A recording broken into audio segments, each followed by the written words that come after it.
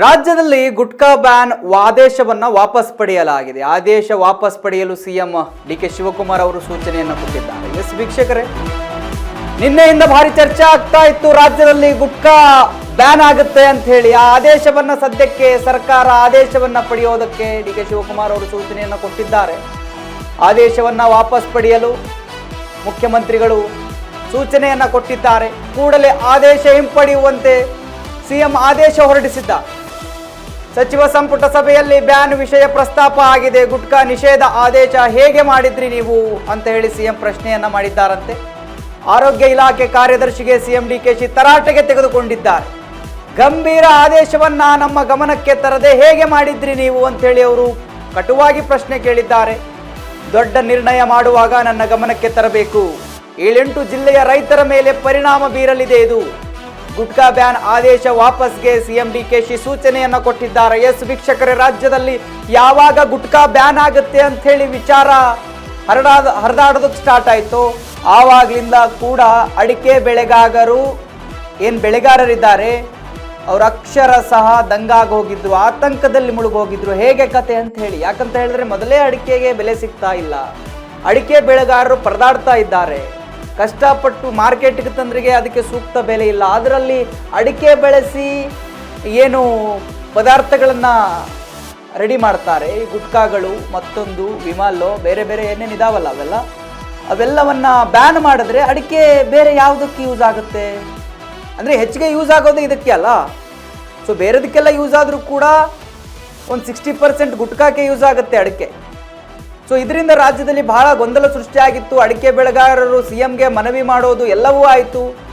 ಸಿಎಂಗೆ ಮನವರಿಕೆಯನ್ನು ಮಾಡಿದ್ದಾರೆ. ಸರ್, ಈ ಥರ ಆದರೆ 7-8 ಜಿಲ್ಲೆಗಳು ರೈತರು ಬಹಳ ಕಷ್ಟಕ್ಕೆ ಸಿಲುಕಾಕೊಳ್ತಾರೆ. ನೀವು ಬ್ಯಾನ್ ಮಾಡೋದೇ ಆದರೆ ಅಡಿಕೆಗೆ ಒಂದು ಸೂಕ್ತ ಪರಿಹಾರ ಕೊಡಿ, ಇಷ್ಟು ರೇಟನ್ನು ಫಿಕ್ಸ್ ಮಾಡಿ, ಅದಕ್ಕೆ ಬೇಡಿಕೆ ಬರುವ ರೀತಿ ಏನಾದರೂ ಮಾಡಿ. ನೀವು ಅದರಿಂದ ರೆಡಿಯಾಗೋ ಪದಾರ್ಥಗಳನ್ನು ಯಾವಾಗ ಬ್ಯಾನ್ ಮಾಡ್ತೀರೋ ಅಡಿಕೆಗೆ ಬೇಡಿಕೆ ಕಮ್ಮಿ ಆಗುತ್ತೆ. ಆವಾಗ ಅಡಿಕೆ ಯಾರು ಕೇಳ್ತಾರೆ? ಅದು ನಿಜ ಅಲ್ವಾ? ನಿಜ ಸಂಗತಿಯೇ ಅದು. ಯಾವಾಗ ಒಂದು ಪದಾರ್ಥಕ್ಕೆ ಬೇಡಿಕೆ ಕಮ್ಮಿ ಆಗುತ್ತೆ ಆವಾಗ ಆಟೋಮೆಟಿಕ್ ಆಗಿ ರೇಟ್ ಬಿದ್ದೋಗುತ್ತೆ.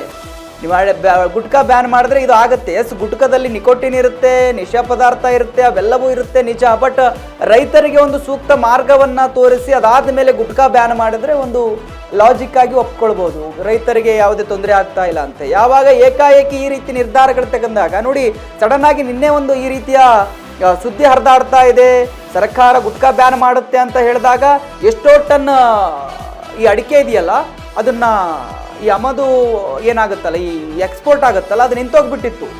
ಅಡಿಕೆ ಬೆಲೆ ಕೇಳೋರೇ ಇರಲಿಲ್ಲ ನಿನ್ನೆವರೆಗೂ. ನಿನ್ನೆ ಏನು ಈ ಒಂದು ಆದೇಶ ಹೊರಬಿದ್ದ ಮೇಲೆ. ಸೊ ಇವಾಗ ಡಿ.ಕೆ. ಶಿವಕುಮಾರ್ ಅವರು ಸಿಟ್ಟಾಗಿ ಹೇಳಿದ್ದಾರಂತೆ, ಯಾರು ಈ ಒಂದು ಆದೇಶವನ್ನು ಹೊರಡಿಸೋದಕ್ಕೆ ಹೇಳಿದ್ದು, ನನ್ನ ಗಮನಕ್ಕೆ ಯಾಕೆ ತರಲಿಲ್ಲ ನೀವು? ರೈತರ ಜೀವನದ ವಿಚಾರವೂ ಹೌದು, ಕೃಷಿ ವಿಚಾರವೂ ಹೌದು. ಸಡನ್ ಆಗಿ ಈ ಥರ ನಿರ್ಧಾರಗಳನ್ನು ತೆಗೆದುಕೊಂಡ್ರೆ ರೈತರಿಗೆ ತೊಂದರೆ ಆಗುತ್ತೆ, ಅದು ನನ್ನ ಗಮನದಲ್ಲಿದೆ. ಸೊ ಮುಂದೆ ಇದಕ್ಕೆ ಒಂದು ಸೂಕ್ತ ನಿಲುವನ್ನು ತಗೊಳ್ಳುವವರೆಗೂ ಗುಟ್ಕಾ ಬ್ಯಾನ್ ಆಗೋದಿಲ್ಲ ಅಂತ ಹೇಳಿ ಡಿ.ಕೆ. ಶಿವಕುಮಾರ್ ಅವರು ಹೇಳಿದ್ದಾರೆ. ಹಾಗಂತ ಹೇಳಿ ಸೂಚನೆಯನ್ನು ಕೂಡ ಸಂಬಂಧಪಟ್ಟ ಇಲಾಖೆಗೆ ಕೊಟ್ಟಿದ್ದಾರಂತೆ. ಸೊ ಇವಾಗ ಆ ನಿಷೇಧ ಏನಿದೆ ಸರ್ಕಾರ ವಾಪಸ್ ಪಡೆದಿದೆ. ನೋಡಿ, ಈ ವಿಚಾರ ರಾಜ್ಯದಲ್ಲಿ ಭಾರಿ ಚರ್ಚೆ ಆಗ್ತಾ ಇತ್ತು. ಅಡಿಕೆ ಬೆಳೆಗಾರರಿಗಂತೂ ದಂಗಾಗಿ ಹೋಗಿದ್ರು ಈ ವಿಚಾರವನ್ನು ಕೇಳಿ. ಯಾವಾಗ ಅಡಿಕೆ ಬ್ಯಾನ್ ಆಗುತ್ತೆ ಅಂದರೆ ಈ ಗುಟ್ಕಾ ಬ್ಯಾನ್ ಆಗುತ್ತೆ ಅಂತ ಹೇಳಿದಾಗ ಅಡಿಕೆಯಿಂದ ತಯಾರಿ ಮಾಡುವ ಪದಾರ್ಥಗಳು ಬ್ಯಾನ್ ಆಗ್ತವೆ ಅಂತ ಅಂದಾಗ ಆಟೋಮೆಟಿಕ್ ಆಗಿ ಅಡಿಕೆಗೆ ಬೇಡಿಕೆ ಕಮ್ಮಿ ಆಗುತ್ತೆ. ಸೊ ಈಗಲೇ ರೈತರು ಅಡಿಕೆಗೆ ಸೂಕ್ತ ಬೆಲೆ ಸಿಗ್ತಾ ಇಲ್ಲ ಅಂತ ಹೇಳಿ ಪರದಾಡ್ತಾ ಇದ್ದಾರೆ. ಸೊ ಅದಕ್ಕೆ ಸಂಬಂಧಪಟ್ಟ ಹಾಗೆ ಹಲವು ರಾಜಕೀಯ ನಾಯಕರು ಕೂಡ ಇದರ ಬಗ್ಗೆ ಧ್ವನಿಯನ್ನು ಎತ್ತಿದ್ರು. ಆರಗ ಜ್ಞಾನೇಂದ್ರ ಅವರು ಕೂಡ ನಿನ್ನೆ ಮಾತನಾಡಿದ್ರು ಇದರ ಬಗ್ಗೆ. ಇದಕ್ಕೆ ನಾವು ಏನು ಅಡಿಕೆ ಪ್ರದೇಶಗಳಿದ್ದಾವೆ, ಅಡಿಕೆ ಬೆಳೆಗಾರರ ಪ್ರದೇಶ, ಆ ಜಿಲ್ಲೆಗಳನ್ನು ಎಲ್ಲರೂ ಕೂಡ ಮುಖ್ಯಮಂತ್ರಿಗಳನ್ನ ಭೇಟಿ ಮಾಡಿ ಇದರ ಬಗ್ಗೆ ಮನವರಿಕೆ ಮಾಡಿಕೊಡ್ತೀವಿ, ರೈತರಿಗೆ ತೊಂದರೆ ಆಗುತ್ತೆ ಈ ರೀತಿ ಆದರೆ.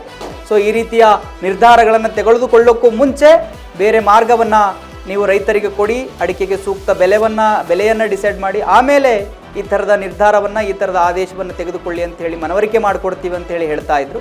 ಸೊ ಅದರ ಬೆನ್ನಲ್ಲೇ ಡಿ.ಕೆ. ಶಿವಕುಮಾರ್ ಅವರು ರೈತರ ಕಷ್ಟವನ್ನು ಅರ್ಥಕೊಂಡು ಇವಾಗ ಈ ಒಂದು ನಿಷೇಧದ ಏನು ಆದೇಶ ಇದೆ ಮುಂದೂಡಲಾಗಿದೆ.